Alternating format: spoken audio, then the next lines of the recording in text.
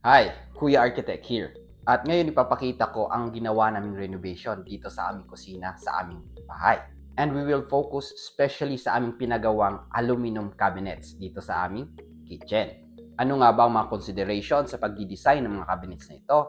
Ano-ano ang mga specific dimensions, especially sa mga heights, sa mga counters at iba pang mga parts ng kitchen? At syempre kung magkano ang inabot ng mga aluminum cabinets na ito. So kung magpapa-install ka ng aluminum cabinet sa iyong bahay, panoorin mo ang video ito.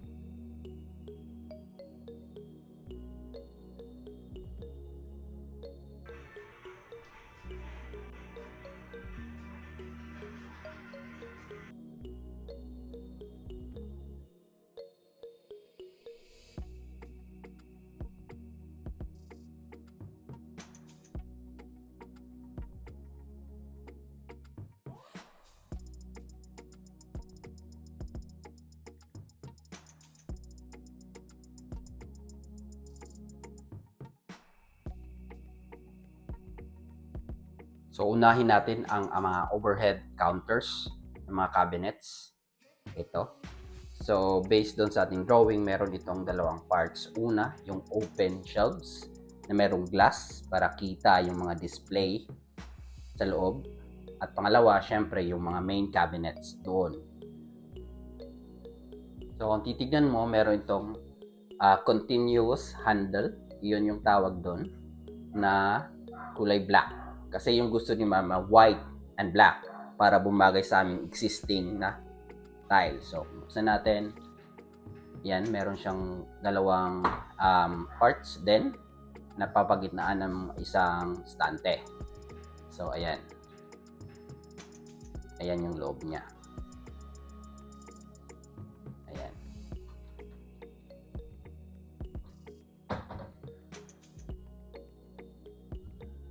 Now, sa lower part, makikita natin again yung open na mga shelvings. So, ito ay nabubuksan pataas. Ayan. Tapos, pwede mo niyang lagyan ng kung anumang decorative piece or yung mga magagandang kubyertos or mga plato kung anumang gusto mong ilagay. So, ayun.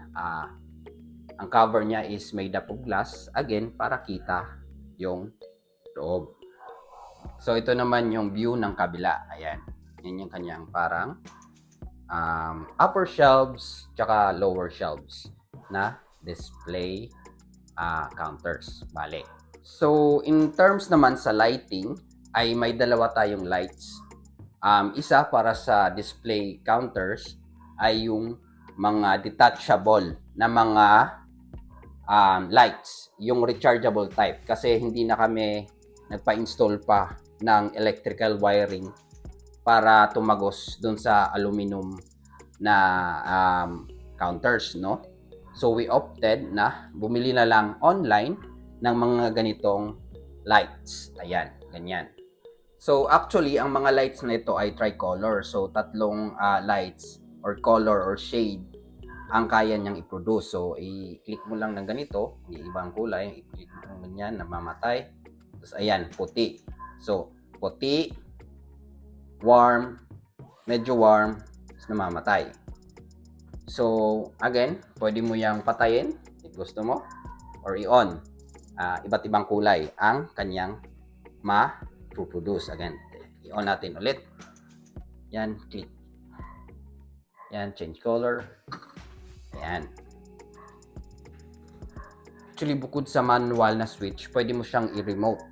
So, kung gusto mong i-off, ayan, naka-off. Ayan, di ba? Tapos kung gusto mong i-on, i-remote mo lang din. Ayan, at mag-change din yan ng color sa remote. Ayan. Ayan. Ayan. Ayan, parehas. So, pwede siyang manual at pwede din siyang remote. So, dahil detachable siya, pag na-low bat itong ating lights ay pwede mo siyang tanggalin. Actually, ayan. So, ito, pwede mo na itong i-charge. Meron siyang charger kasama pag binili mo ito. So, ayun. So, ibalik natin. Pag na-charge na ulit, ibalik mo lang dyan. Ayan. At meron ka ng, again, lights na pwedeng gamitin sa mga kitchen counter, especially sa mga display counters natin na di na kailangan pang pa-install ng mga electrical wires. So, kung gusto mo ng ganitong light sa iyong kitchen, maglalagay ako ng link ng product nito sa ating description. Doon mo lang i-click, nakatag doon, at doon na kayo umorder para hindi na kayo mahirapan. Kung sa ating counters or display counters ay meron tayong detachable na mga lights, ang ginamit naman natin dito below para magkaroon ng ilaw ay mga LED lead lights. So, ito, nandito yung switch sa baba, ayan. And tricolors din yan, ayan. Ayan, ito rin, kahiwalay. Ayan, ayan. So, yan yung ilaw niya sa baba. Ayan. So, yung ceiling height namin dito sa kitchen namin ay nasa 2.5 meters. So, yung counter namin ay 0.85 yung height ng aming kitchen counter. Tapos, yung backsplash namin is nasa 0.6 yung height, 0.6 meters naman. At itong mga display shelves na to ay nasa 0.3 meters naman yung height. So, ang remaining height na natira is yun yung full height ng mga upper cabinets namin. So, we opted na isagad sila sa aming kisame para wala nang maging gap, wala nang maging space na maaring pamahayan ng mga daga or mag-accumulate doon yung mga alikabok. So, full height yung aming upper cabinet. So, mapunta naman tayo sa aming appliance section. Ayan. Diyan.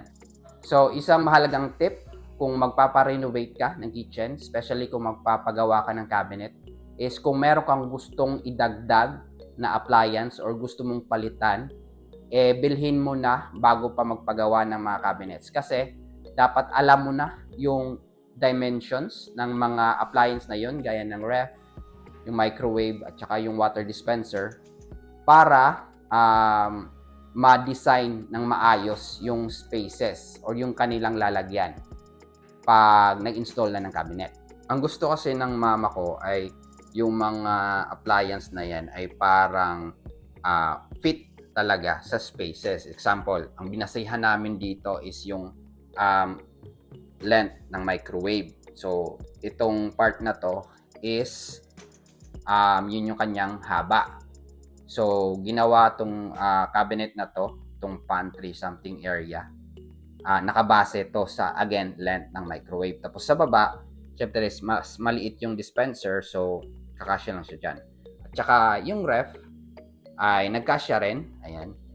So parang neat siya tignan dahil medyo compact yung pagka-arrange ng mga appliance na yan, which is more aesthetic tignan or modern tignan kapag nakaayos o naka-organize ng ganyan yung ating mga kitchen appliance. Now, let's talk about naman the under-counter cabinets, yung mga cabinet sa baba.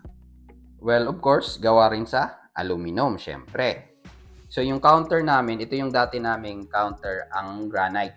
So, black. Tapos, pinili namin yung white na color ng aluminum para mag-match lang sa taas. Ayan. So, basically talaga, yung kulay ng kitchen namin is black and white. Ganun din, meron din siyang continuous na handle. Ayan. Siya. Ayan.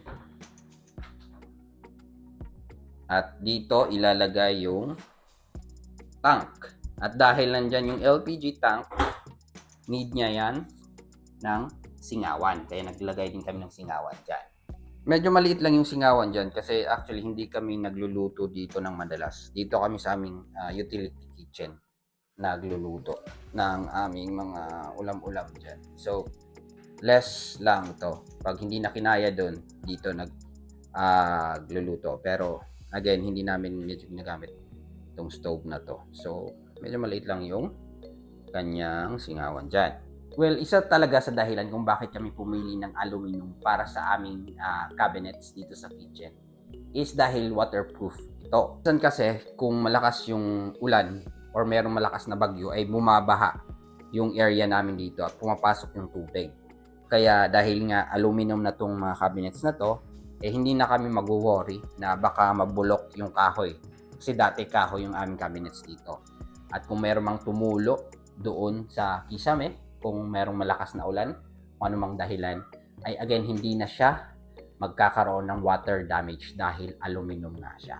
Anyway, sa lapad nitong mga panels na ito, nasa 0.45 meters yung isang panel. So, yung dalawang panels na yan combined is nasa 0.90 meters. So, 0.90 yung total length ng space na pwede mong paglagyan sa taas.